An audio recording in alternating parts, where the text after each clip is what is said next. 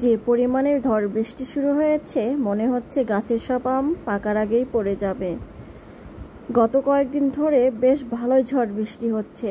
আমার গাছেরও বেশ কিছু আম পড়ে গেছে, প্রায় পাকতে শুরু করেছিল আমগুলো। কি আর করব, সেই আম ভাবলাম সেই আমের আচার দেই বাসায়, সেই ভেবেই রান্নার প্রস্তুতি নিলাম।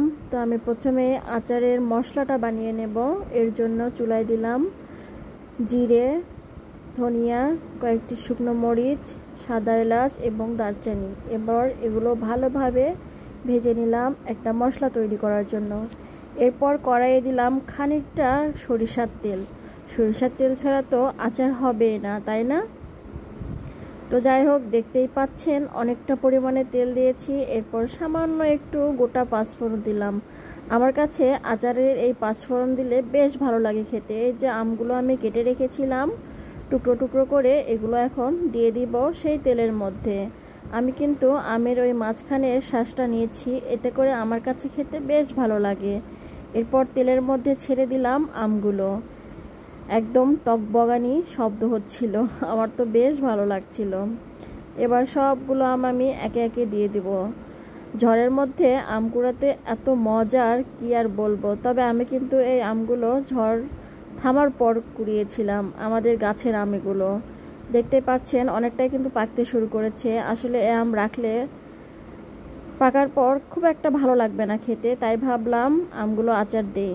তো এইভাবে আমি ভালোভাবে নেড়ে চেড়ে ঢাকনা দিয়ে একটু ঢেকে বারবার ঢাকনা তুলে নেড়ে চেড়ে রান্না করে নিচ্ছিলাম। এ পর্যায়ে আমি কালারের জন্য সামান্য একটু হলুদ গুঁড়া দিয়ে দেব এবং দিয়ে দিব পরিমাণ মতো লবণ।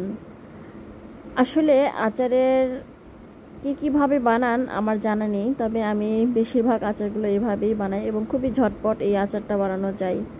তো দেখতে পাচ্ছেন আমার কিন্তু আমের কালারটা চেঞ্জ হয়ে আসলো, অনেকটা হলুদ হয়ে গেল, তাই না? তো যাই হোক, অনেকটাই কিন্তু আম সেদ্ধ হয়ে গেছে।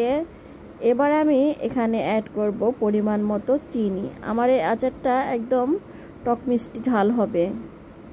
তো আমি এখানে আমার ছোট্ট একটা বাটি দিয়ে প্রায় 3 বাটির মতো চিনি ব্যবহার করেছি। এবার চিনিটাও গলবে আর সেই সাথে আমটাও ভালোভাবে সেদ্ধ হয়ে যাবে এবং আমের মধ্যে চিনি একদম ভালোভাবে মিশিয়ে যাবে। তো আমি আবারও নেড়ে চেড়ে মিশিয়ে নিয়ে আবারও ঢাকনা দিয়ে ঢেকে দিলাম।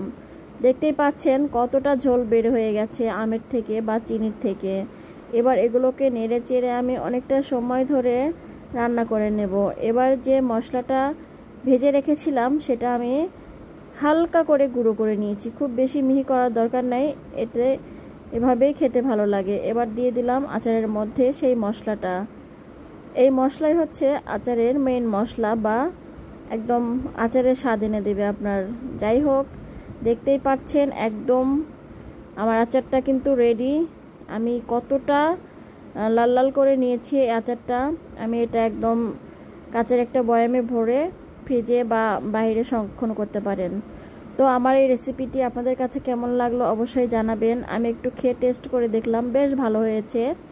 তো আপনাদের কাছে কেমন লেগেছে অবশ্যই জানাবেন। আর এই ঝড় তুফানের মধ্যে তাড়াতাড়ি ঝটপট বানিয়ে ফেলতে পারেন এই আচার। আজ এখানেই বিদায় নিচ্ছি, ধন্যবাদ সবাইকে।